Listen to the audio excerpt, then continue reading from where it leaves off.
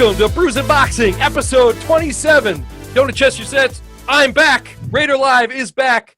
I'm back from my vacation. Gentlemen, I missed you. Great show last week, by the way. Fantastic. I did watch it on the plane back, and I really wanted to throw Filthy Rich on mute, so there we go. I got that out of the way right now. Taking care of that. So I'm going to start it the other way. I'm going to start it a different way. With me, as always, is Judge Jimmy James. Judge, how you doing? I'm good. I had zero days on the job without a mute, Rich. I'm so sorry, but, you know, whatever. I'm not the host. I'm doing well. Touche. That's right. I'm taking back my host duties. With me, as always, is Filthy Rich. Filthy Rich, you're off of mute. How you doing, buddy? You know, I'm doing well. I want to quickly say congratulations to our friend Chris Jericho on 30 years in the pro wrestling industry. And while Raider Live's taking a drink, the Yankees have tied up the series 2-2. Go Yankees! And there he went. All right, he held on to it as long as he can. Two minutes and up. But I do love Jericho. The Walls of Jericho is one of my favorite finishing moves of all time. The Lionheart, Chris Jericho. You just made the list. All right. Now that I got you off of mute there, yeah, forget the Yankees. We don't talk baseball anymore, and Minnesota sports is good. We're back, episode 27. I miss you guys, and this is a big show. We are going to introduce a new segment, Brews and Interviews. That's coming up later, where we interview our first megastar. Caleb Truax joins us. I cannot wait for that. Boys, I know you guys are excited for that, too. We've been talking about it all week. I'm really looking forward to that. And you can tell we have his beer out here front, the 8-count beer. You got to check that out if you like craft beer. It's the best IPA I think I've ever had. It is amazing. But, yeah, very good. So, now that we got that out of the way, boys, I'm back. You ready for a little bruising news? Let's ring that bell. Welcome back, Raider Live. I'm drinking to you. All right. All right, bruising news this week. We got three little things, as you can see down there, we're going to touch on. First thing we're going to talk about, we just had the Charlo pay-per-view, and now we're going to talk about the Campbell pay-per-view, except it's two pay-per-views. They're not on the same page. We got Campbell and Garcia and Spence and Garcia. They're both fighting on December 5th. Spence and Garcia moved to December 5th because of convenience to the fans, whatever that means. And it'll be Spence's first fight since his car accident. It'll be Campbell's first fight since he fought Lomachenko. First off, can any Garcia win? And second off, are you excited to spend Judge Jimmy James money on either of these pay-per-views? Filthy Rich, we'll start with you. Yeah, we'll start by, you know what we do about this time? Crack a brew. Oh, how did I forget that? You take a week off and I forget to crack a brew. All right, gentlemen. Cheers, boys. Cheers. You talked about 8-count. 8-count. I'm still the host. Oh, that 8-count's so good. Delicioso. I just kept drinking it. All right. That was your last official host duty. Now get back into the news here, Filthy Rich. What do you got? I'm going to need a repeat of the question before I start talking about the Yankees again. It was Campbell and Garcia, and Spence and Garcia are fighting the same day. Which fight are you going to spend Judge Jimmy James money on at his house for the pay-per-view, or are we just going to buy them both and flip back and forth? So what I think I'm going to do is I'm going to live at his house rent-free because I think those fights are actually going to be the same day if I got my numbers right. Yep. Look, as far as I guess we're going to just get down to the nitty-gritty here. Who's going to win these fights? I'm taking Spence to win this fight against Danny Garcia. Danny Garcia does have a chance. Danny Garcia can box. He is a very slept-on fighter. He had the loss to Keith Thurman, and he had a loss to Sean Porter. Both fights could have went either way. I thought both fights were at least a draw, but this is the boxing game for you. There's nothing we can do about that. And the reason I have Spence winning is because let's just look forward to 2021. Spence will probably have a fight with Crawford. And in order to maintain those big dollars for the governing bodies, they're going to want two undefeated fighters in this ring. That's just how the game is played. I don't make the rules. I just play along. I have Spence winning a close fight with Danny. I can see some people saying Danny at least got a draw, but I don't think Danny handily wins this fight. As far as Luke Campbell and Ryan Garcia goes, this is a test for Ryan Garcia. I don't think he's ever met someone in the ring as skilled as Luke Campbell. I think Luke Campbell gives him a fight of his life. I think Ryan Garcia could win, but my money is on Luke Campbell. I mean, you said that Spence and Crawford would be undefeated. What if Crawford loses to Kell Brook? I mean, we know that's going to happen. That fight just got signed today. We may have to talk about that next week, but that is not a foregone conclusion that Crawford wins that fight. I will say that. No, I mean, it'll still be a great fight. Spence versus a one-loss Crawford will be a good fight. But I could see Judge Jimmy James chomping at the bit there. He is obviously not missing me and my Crawford references. So I'll get to him. What do you think about Spence and Garcia and Campbell and Garcia? And which one are you going to feel better about that we spend your money on? You like that? Errol Spence, Danny Garcia. Look, this is Spence's first fight back from his car accident. I'm really curious to see how he reacts to his first fight back. I don't know if he's going to be the same Spence. The Spence before that was fantastic. He definitely came unscathed from that accident, which is a miracle if you actually look at the vehicle. Don't watch that video.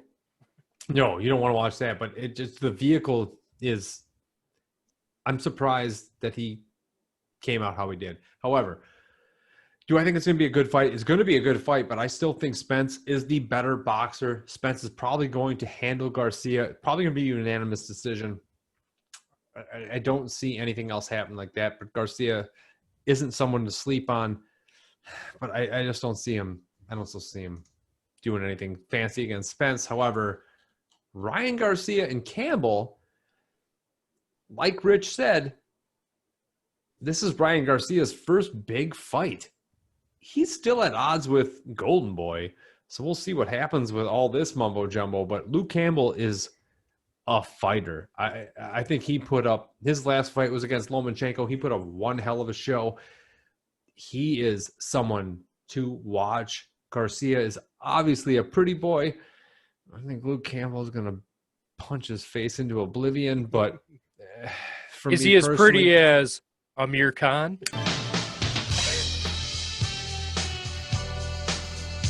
I left that open. Wide open. The answer is obviously no. Yeah, so I obviously left that open. You're welcome to the video for that, but Garcia, Campbell, I think Campbell wins this fight. Garcia definitely has some speed, but I think Campbell's a more technical fighter. He held his own against Lomachenko. I think Garcias are going to lose on this December 5th weekend. So not be Smile Town for the Garcias like it was for the Charlos. Could be Frown Town. It could be Frown Town. I'm very interested to see that Campbell fight just because I really don't like Ryan Garcia. I don't like him. And then I'm interested to see if Spence is the same after that car accident. If you haven't seen the video, please don't watch it, but it's amazing that he's alive. Let's just put it that way. But thankfully he's healthy and he's going to continue on his career. All right, boys, let's move on to the next bit of news here. Talking about Campbell's last opponent. This upcoming weekend is a national holiday. It's Judge Jimmy James's birthday, where he turns, I don't know. Well, he's not Pacquiao, so he's not 75 years old, but his age is, I know his age because we went to high school. Raise it. But it is Judge Jimmy James' birthday, and as a birthday present, ESPN has given him a free fight of Lomachenko Lopez. We've been talking about it for months, and it's finally going to happen. Lomachenko versus Lopez. Lomachenko's probably his biggest test of his career, I want to say. And I think we all agree. We're going to have to ask Caleb Truax what he thinks about this later on, about this big fight coming up this weekend. But I'm interested. I know you guys both love Lomachenko for this fight, but it's not a clear-cut winner. I mean, this is a scary fight for Lomachenko fans. Judge Jimmy James, you're a huge Lomachenko fan. We'll start with you. What do you think about this fight on your birthday? Well, the day after. Either way, birthday weekend. You guys are invited. They weren't going to look that up, by the way, when your birthday. No, they're not. Nobody knows. It's not on the internet. It's secret. But Lomachenko Lopez, I've been waiting for this fight since they announced it back in, I think, April or March. When this was supposed to happen, pre-COVID, man. This is supposed to happen a long time ago. I'm glad it's still on the books. I still think Lomachenko is going to beat Lopez. I believe this is going to be a fantastic fight. I think this is going to be the 2020 fight of the year. You need to watch it. I'm saying it here first. 2020 fight of the year. However, if you want to see a testament to this, Loma's last fight was against Luke Campbell. Luke Campbell wants to fight Ryan Garcia. Luke Campbell went the distance against Lomachenko. That was a really good fight. I think that was Lomachenko's probably best opponent to date, in my opinion, and he went the distance.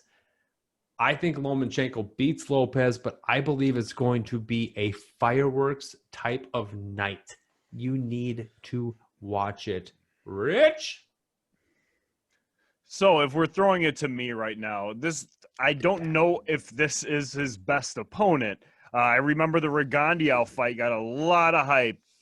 Two-time gold medalist against, I believe Lomachenko is also a two-time gold medalist. First time in the history, I don't know how many 200-year history of this sport that two-time gold medalists met in the ring. I would say Rigondeaux was a bigger opponent. I would also say Nicholas the Axeman Walters. He was a top 10 pound-for-pound guy at the time. He steps in the ring with Lomachenko. Lomachenko makes him quit. I think Lopez might be his third toughest opponent. I think part of it is because Lomachenko is at an age where boxers decline because for whatever reason. And Lopez, I believe, is like 22 years old, has some bad blood with Lomachenko. He really wants to beat this guy. He feels Lomachenko does not respect him. And when Lomachenko was asked about Lopez, Lomachenko said, I don't know who this guy is. And Lopez is really angry about that. And he really wants to hurt Lomachenko. Let's get all that out of the way. What do I think will happen? I think Lomachenko wins this fight, but it wouldn't surprise me if Lomachenko gets knocked down at least once. I mean, Judge Jimmy James has shoes that are older than Lopez. I'll tell you that right now. I've seen it. That shirt might be older than Lopez that he's wearing right now. Ooh, I got a pair of Adidas that are older, but not the shirt, bro. Not the shirt. Lumberjack. If you haven't watched this on YouTube, James is rocking his Paul Bunyan outfit for Halloween early here. He's going as Paul Bunyan this year, and maybe we'll get the bailiff as Babe the Blue Ox. That'd be a really cool combo for a Halloween costume there. I'll drink to that. Lomachenko Lopez, that's going to be a fun fight to watch. You should definitely tune into our podcast. We'll probably have a bonus episode like we did on the Charlo pay-per-view. I mean, we'll definitely probably talk about it for sure afterwards. Depending on, since it's Judge's birthday, depending on how drunk we are at that point, we're probably going to have a lot of these 8-count beers at that day. But 7.5%.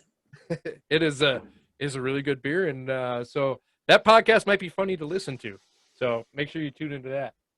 All right, boys, you ready to get into the third bit of news here? Maybe. I'm going to take that as a yes. I mean, you guys see it all coming here. We don't say be bolder about that. Come on now. See, that is one thing I'm glad you brought up be bolder, though, because fans of the show should know that I do owe a Tecate bet to these guys from our Charlo pay-per-view. Next week. But this week, we had Caleb Truax on. We're drinking his beer. These guys gave me a 1 week off of paying off my bet, which I appreciate. Thank you very much, because this 8-count beer is the Hey, you're going to owe us an interest. Don't forget. Three beers. It's the big. Maybe I'll do it at Judge's birthday at the Lomachenko fight. Maybe I'll do it then, and we'll film it or something for the. Maybe I'll chug 2 of them for Facebook or something. Maybe tune in for that. We'll see. We'll talk about it. All right, third bit of news.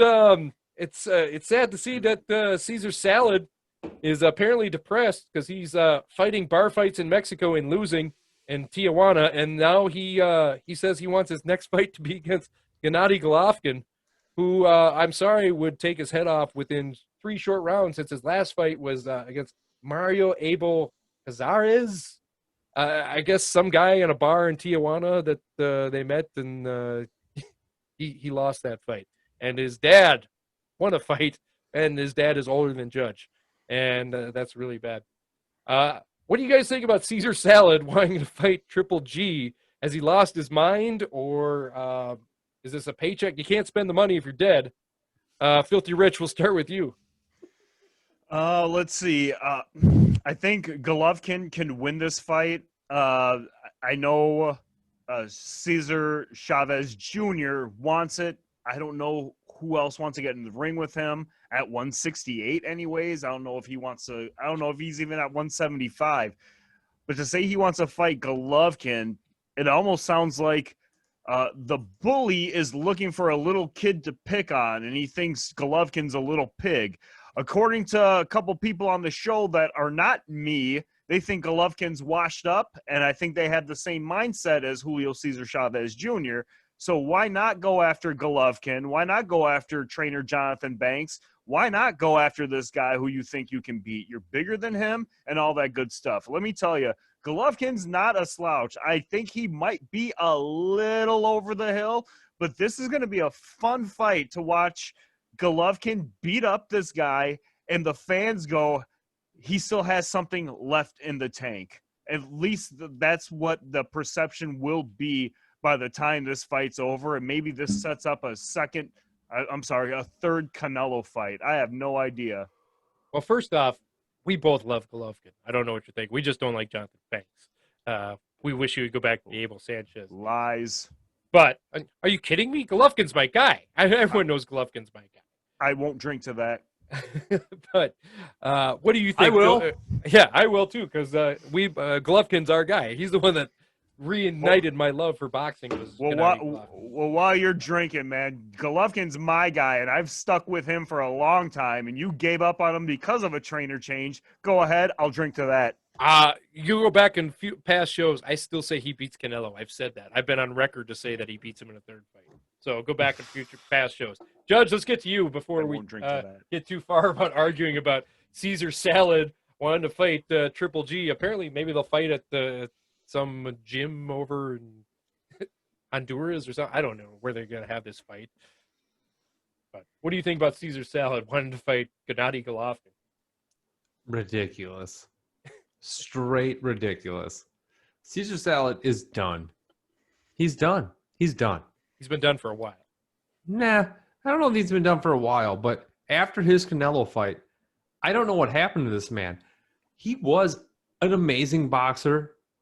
Then he fought Canelo, and he became, I don't know, man, a slouch, a bum, whatever adjective you want to put into it. I don't know what happened to the guy. He was so good, and he just went, nah, I don't care anymore. I mean, at that point, he was 51-2-1. 51-2-1. That's a pretty good record. And he ain't that old. 34 years old right now. Let me jump in quickly to defend Julio Cesar Chavez Jr. You guys keep calling him Caesar Salad. This dude is a fighter. This dude is I've never said that. You guys are saying it. Here's the deal. This dude had a catchweight fight with a catchweight king. Canelo is always asking for catchweights. This is what's going to happen when you get into a catchweight fight with Canelo. He probably shouldn't have taken the fight, and that's fine. But this is what happens when you're weight drained. You just sit on the ropes for 12 rounds. Canelo could knock the dude out. And not to say to leave it at that, but Canelo should have knocked him out. Canelo didn't even sit down in between rounds. And this was just a setup fight to fight Golovkin. Because we all remember that big hoax at the end where Golovkin comes out. Golovkin, I want you, my friend. So this is just a defend Julio Cesar Chavez Jr. Well, I mean, so it sounds like that you got Caesar Salad in that fight then against Golovkin. I just said I think Golovkin's gonna win. Well, here's my question. Here's another question. Does the zone make him a premium opponent for Golovkin? I mean, you've seen who DAZN has thought of as premium opponents for Canelo. No one has any idea what the F DAZN is thinking of a premium opponent, dude. No one has any idea. I don't believe. I don't even know. What, Rich? Wait, you froze? Exactly. That's exactly it. Oh, Let's God, get it. Reverse it. He Oh, froze dang, again? he froze twice? That's No, I Go didn't freeze time. twice. I'm done. I quit. He's just Here's stone faced. Here's the deal. You are absolutely right. We don't know what DAZN considers a premium opponent. It was said that you have to be like $1 million buy or 1 million viewers. And Julio Cesar Chavez, I believe, Jr. still has a following in Mexico. This might be, as crazy as it sounds, a premium opponent. It's ridiculous, but he may be. It doesn't sound crazy looking at who the Zonas have made as premium opponents before. Like for Canelo, he has Oscar De La Hoya as a premium opponent and 2 UFC fighters that I've never heard of because I don't watch that stuff. You've So, heard of both, Masvidal and Khabib. Khabib or whatever. You know Yeah. both. Are you kidding me? Don't He's give a me that. vegan. I'm done with you, Raider Live. Whoa! Whoa! Pulling a page out of Richie's book. All right. See, I'm gone 1 week. They start picking on me. I'll drink to that. Keep on that. All right, I'll drink to that with you boys. I'm glad to be back. You guys ready for our new segment here, Brews and Interviews? Very excited for this. You guys ready for this? Welcome back, Raider Live. All right, Welcome thank back. you. Let's bring on Caleb Truax. Welcome to our new segment, Brews and Interviews. For our first ever guest on this segment, it gives us great honor and joy to introduce not only the pride of Osseo, but the pride of the whole state of Minnesota, former IBF super middleweight champion of the world, Golden Caleb Truax. Mr. Truax, thank you so much for joining us today. How you doing, bud? I'm good, man. Thanks for having me. First, I would like to compliment your beer 8 count from Lupulin Brewery here in Big Lake, Minnesota. I'm a bit of a brewery snob myself, and I love IPAs. I can say this is one of the best IPAs I've ever had. What went into you putting your name behind it? What's that?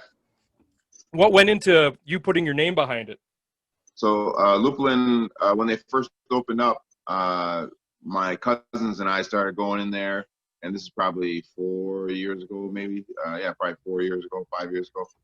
We started going in there and drink some beer before we went ice fishing, and got to know the owners, and eventually that led to a sponsorship where they would pay me to promote their beer on my trunks and on my vest when I went to the ring, and I'd have my after fight parties there, and one thing led to another, and I got my own beer. Oh, it tastes great. You said ice fishing. Me and the judge here, we're big ice fishermen. We've been working on our own ice house here for the last 3 weeks, putting it all together. So I want to throw you the open invite to come ice fishing with us anytime you want this winter. You have the open invite to come sit in our shack. We put it together ourselves, so it looks like we put it together ourselves, but it's warm. I'll tell you that. What lake you guys fish on? We'll be probably putting it down on O'Dowd in the southern Twin Cities down here. We're both southern metro down here, but it's portable. I can bring it anywhere. So if you want to bring it up we can bring it up north there if you wanted to. Yeah, we just my cousins and my friends and I just built our new ice house last year. So. Isn't it? It's a pain, isn't it? It's fun, but it's a pain. It was fun, but it took longer and went into it than I thought it was going to. That's the same thing that happened to us. We've been, we could stick another 100 into it, another 100, and suddenly we're 1,000 into it, not even realizing it. And we haven't even got the walls up yet. Well, the first thing I want to talk to you, bringing boxing questions your way. By the way, we're all huge fans, and I love the first James DeGale fight, your big title fight. That was a thing of beauty. The way you cut off the ring and kept forcing him to defend himself in corners and on the ropes, that was just awesome. We have kind of a debate on this show. Judge is a big Terrence Crawford fan. One of his things is how Crawford can change stances from orthodox to southpaw, and DeGale does that too. I was wondering, how difficult is it training for a fighter that can change back and forth from orthodox to southpaw like that? It presents a little bit of a challenge with DeGale. I didn't train for him to box right-handed at all because he's not very good at it. He's a really good boxer left-handed, but right-handed, it puts him at a disadvantage and me at an advantage. The crazy thing about Terrence Crawford is he's just as good either way, and that gives him a huge advantage for as far as sparring goes. It's tough to get a guy in that can, you have to box guys left-handed and right-handed to prepare, and he's just as good either way. and it's crazy. I haven't seen too many people that are like that. I think the only person I was talking about that same thing a while back with a friend of mine at the gym, and I think the only person I've seen that is similar is Andre Durrell, where he could switch back and forth, and it's basically just as good either way.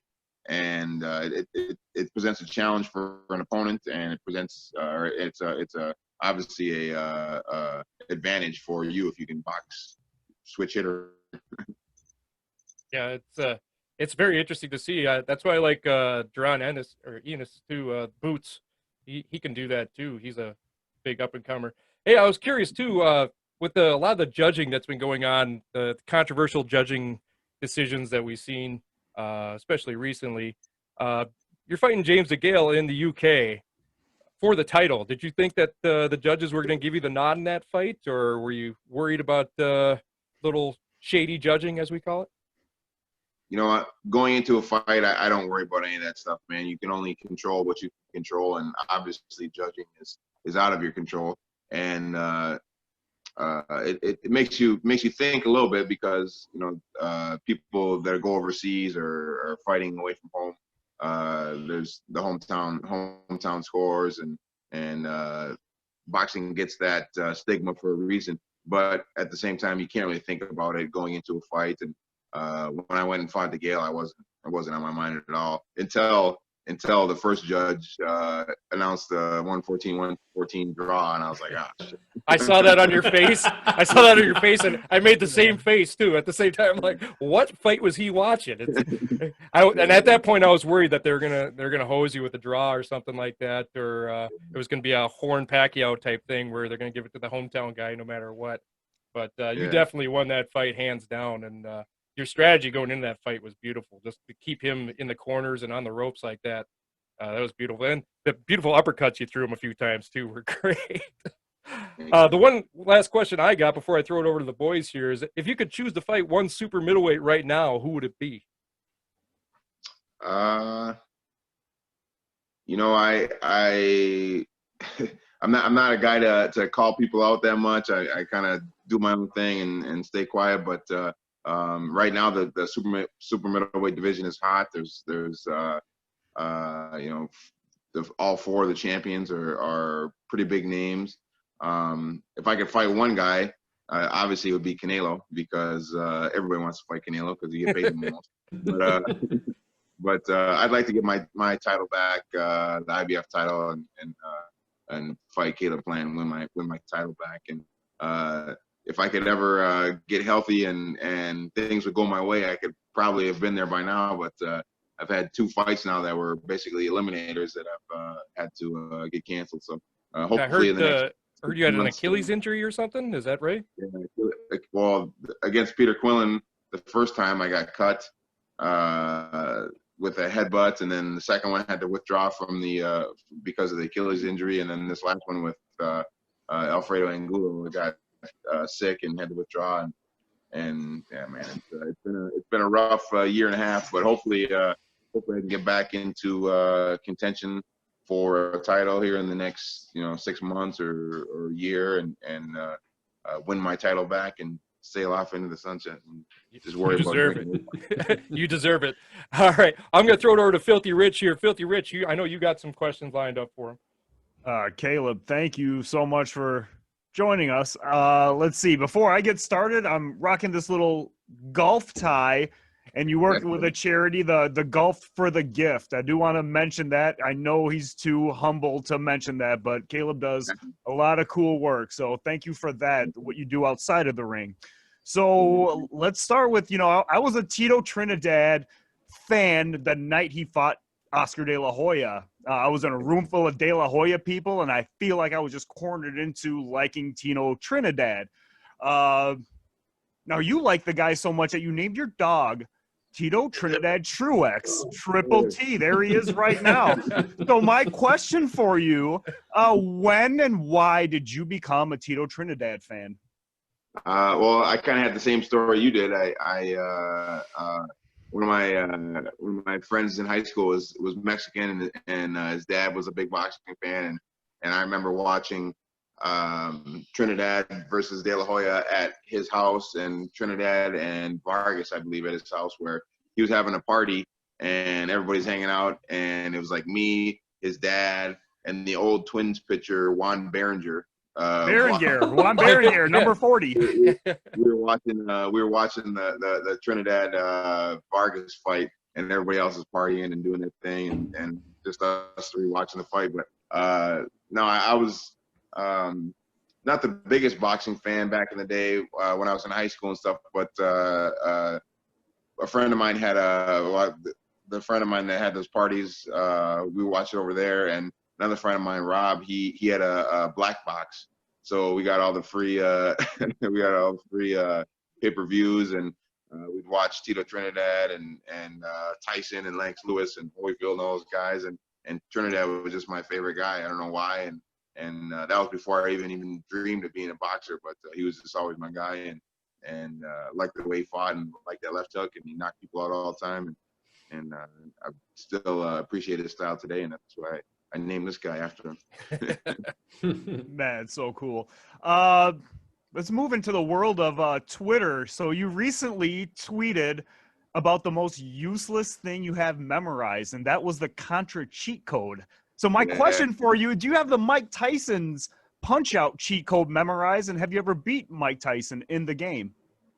I don't have it memorized, but I used to have it memorized, but I haven't used it in so long that I don't use it anymore. But a couple years ago, my girlfriend got me a Nintendo thing that you just hook up through your AV jacks on your TV. It's like a newer version of Nintendo, and it has all 20 games on there, 50 games on there, whatever. And it's got Contra, and it's got Mike Tyson Punch-Out on there.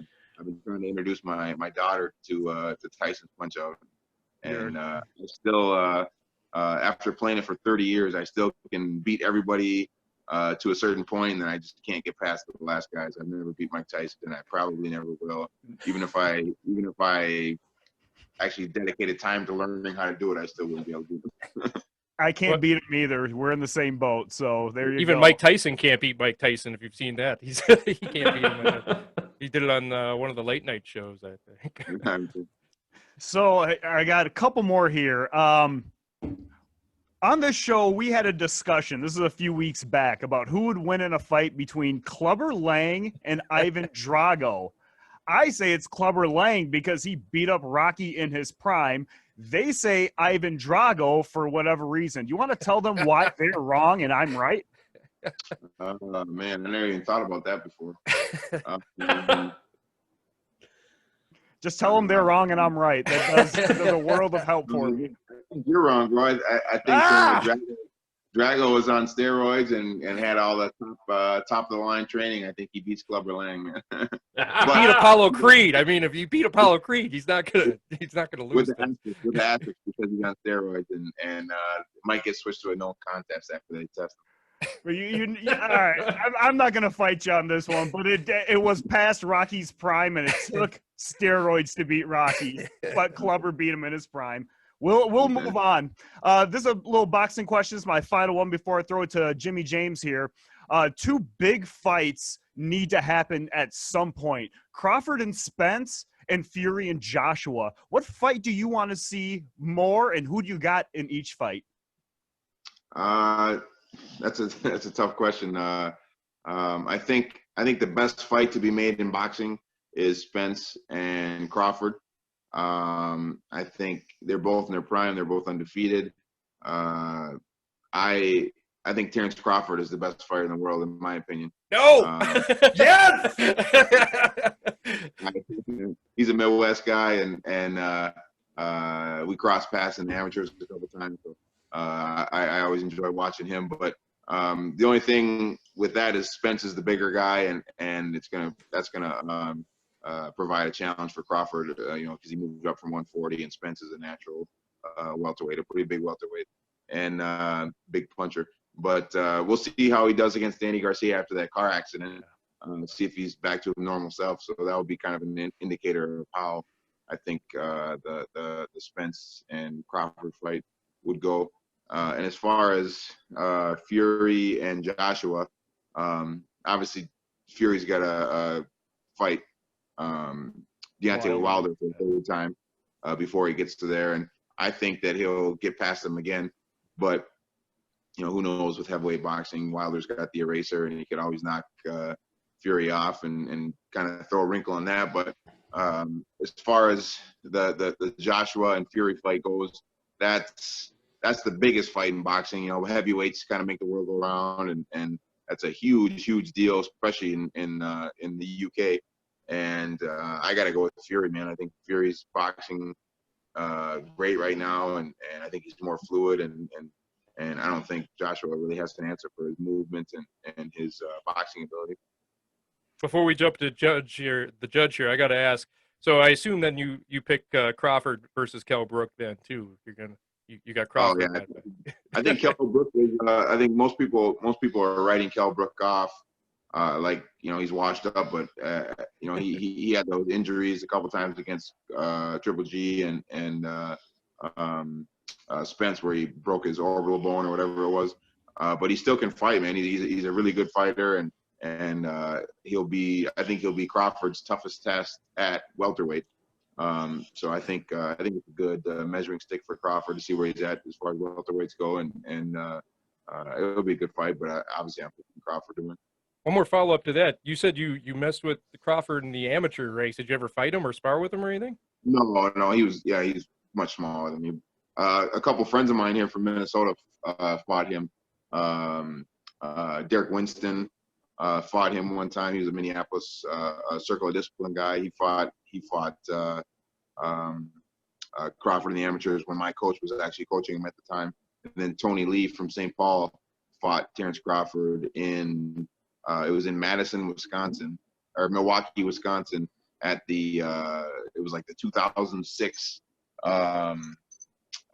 USA regional tournament, USA Boxing regional tournament, and I won that tournament to advance to the national tournament. And Tony Lee lost to Terrence Crawford in the final of that regional, but it was one of the best amateur fights I've ever seen. And still to this day, every time I see Tony, I said, "Man, you almost had one of the best." Well, let's throw it to Judge Jimmy James here. Huge Terrence Crawford fan, huge Caleb Truax fan as well. Judge, what do you got? Yeah, like I said, thanks again for joining us tonight. It's really nice to have you on. I had just two questions, pretty straightforward. My first one was going to be, what got you into boxing, and then what fuels your fire to compete? First part, I started pretty late in boxing. I started when I was like 19 or 20 years old, and that's pretty rare for the level that I've got to. But the reason why I started is because I was playing football. I went to Virginia to play football for my freshman year of college, and had a knee injury, and came back to the University of Minnesota after 1 year. And I was just so bored that I needed something to do, man. I played baseball and football my whole life, and I was like just missing the competition, and found boxing and ran with it ever since. And first time I fought in one of those tough man tournaments and got my ass kicked, and me and my buddy both got our ass kicked. And he quit, and even though I got whooped, I still loved it and decided to start training and give it a go again. And thankfully I stuck with it. But what fuels me is just my competitive drive, man. I'm a ultra competitive person, and anything I put my mind to, I want to do to the best of my ability. And I hate losing, and anything, even Mike Tyson punch out, like I get my ass kicked. Super macho man all the time. And now that I have a family and have kids, I have a 4-year-old daughter and a 1-year-old son. That's what fuels me now. On top of the competitive drive, it's just providing for them and kind of building my legacy and hopefully making some money so I can put them in a situation where that's better than mine growing up. Right on. Yeah, I can't wait to see you guys see you box again for sure. But the last question I had was, what advice would you give to anyone just starting out in the boxing game? One of the one of the things that I really enjoy about boxing is going to the gym and helping kids that come in off the streets and are looking to either better their lives or get out of trouble or find an outlet to express themselves. And one of the things I always tell them is this. If you're looking for a career in boxing, this is like one of the hardest things you could possibly do. It's probably best you don't look for a career in boxing, but at the same time, learning how to box and learning the discipline it takes to box is going to help you in anything you do in life. And every kid that walks through those doors in my boxing gym likes boxing in Spring Lake Park. I basically tell them the same thing: is just stick to the basics and listen to your coaches. And if you want this, you really have to work at it. And I think that applies to pretty much anything in life. If you half-ass it, you'll get what you put into it, basically. Right on. That's Perfect. great advice. Yeah. Thank you very much for that, man. And like last thing I want to say is just thank you again for all the community work you do. That's huge, and I obviously the communities really appreciate it for sure. So, No problem, man. Yeah, I love you did some work for muscular dystrophy, Richie's golf tournament you talked about. Do you have any big other tournaments? Maybe a fishing tournament? You should consider doing a fishing tournament for charity. I don't have my own like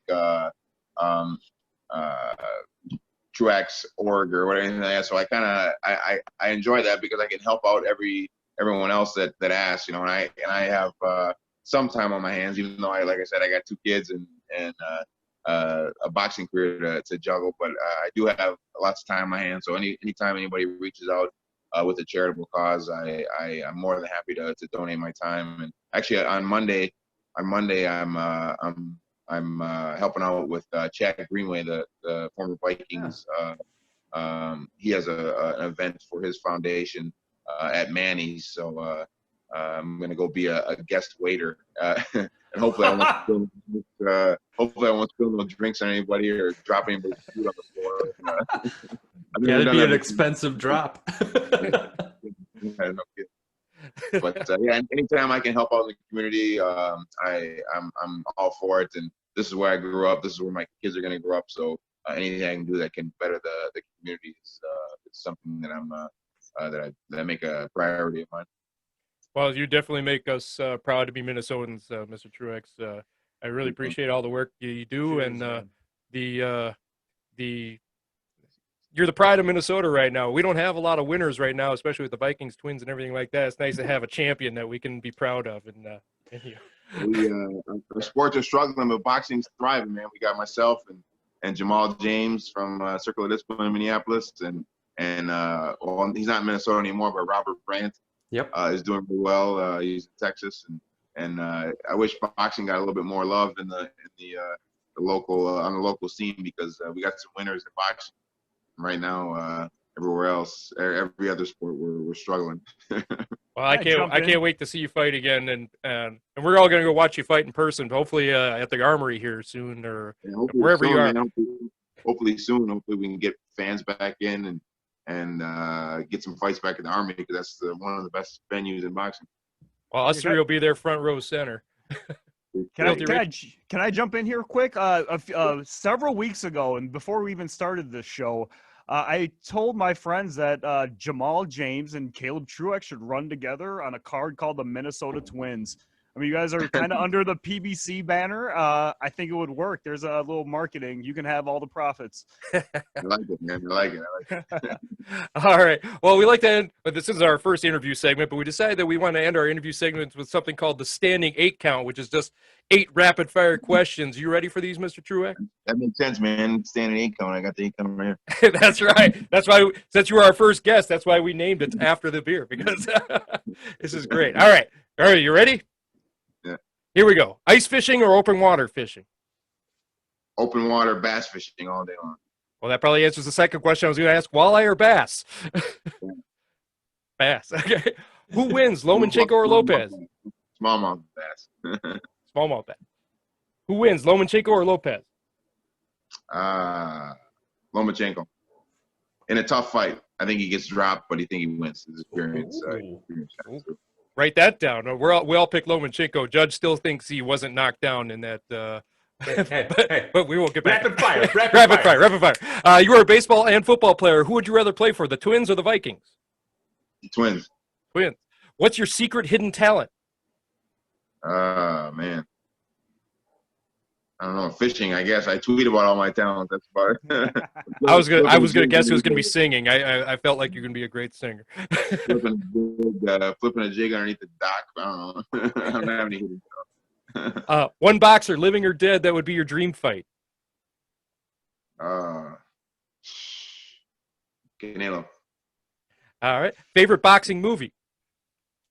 The Great White Hype. Yes, I love that movie. And finally, if you weren't a boxer, what would you be doing today? Man. Probably working for a city somewhere, not enjoying my job as much as I do now. Right on. Well, thank you very much for joining us, Caleb. I really appreciate it. You have an open invite to join our show anytime. You're also open invite to be a co-host sometime. If you want to do Brews and News with us or any of the other things that we do, Filthy Five or any of that fun stuff, you have an open invite anytime. And I really appreciate your time coming and joining us. Thanks, fellas. Hey, Cheers. Thank you. Hey, let's brother. cheers to Caleb Truex, Pride of Minnesota. You got to check out his 8-count beer from Lupulin, Minnesota, or Lupulin Brewery in Big Lake, Minnesota. And please check that out. Caleb, win that title back. I will, man. Cheers. All right. Cheers. That's our show this week. Filthy Rich, you got anything to add? Thank you, Caleb Truax, for joining the show. Your beer really is awesome. Want to give a shout out to the ASPCA who sent me Christmas cards in the mail today. Everyone watching, everyone listening, donate to a local animal shelter. They need your help too. James, what you got? Go out and do community service, help your community whenever you can, just like Caleb Truex does. And then follow us on any podcast that you have, any subscription, Spotify, Apple Podcasts, Google Podcasts, iHeartRadio, Stitcher, any Amazon speaker, Google speaker. Go ahead, listen, like, subscribe. Boom. That's right. You say. All you got to say is, hey, Alexa, play Brews and Boxing. And you get to hear our beautiful voices. Isn't that great? All right. And one more thing. Check out this 8-count beer. It is great. You can find it at Total Wine or at Lupulin Brewery in Big Lake. I'm sure you can probably find it other places, but that's the places I've found it, and it is delicious. All right, for Filthy Rich and Judge Jimmy James, I'm Raider Live. Thank you very much for joining us, and we will see you guys next week.